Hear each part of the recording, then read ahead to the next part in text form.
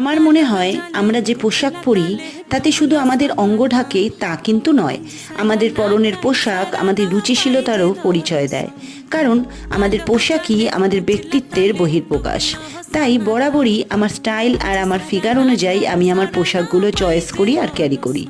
এই যেমন ফিটিংস ড্রেসের থেকে ওভার সাইজ ড্রেস আমার বেশি পছন্দ, আর আমি সেটাকেই আউটফিট হিসাবে অল টাইম ক্যারি করি। আর জুয়েলারি হিসাবে নেকলেসের থেকে ইয়াররিংটা কিন্তু আমার বরাবরই বেশি পছন্দ। নিজেকে নিজেই আলাদা আলাদাভাবে সাজাতে ভালোবাসি, যতটা পারি তার মধ্যে দিয়েই নিজেকে সাজাই। সবার শেষে আয়নাতে যদি আমার নিজেকে নিজের নজরেই বেমানান কিছু লাগে, সেটা পোশাকই হোক বা কোনো জুয়েলারি, তবে সেটা কিন্তু একেবারেই আমার আউটফিটের চয়েস লিস্ট থেকে বাদ দিয়ে দিই। আমার একটাই অনুরোধ তোমাদের কাছে, যে আমার এই কথাগুলো কেউ পার্সোনালি নেবে না, কারণ এই কথাগুলো সম্পূর্ণ আমার চয়েসের উপর ভিত্তি করেই বলা। Thank you.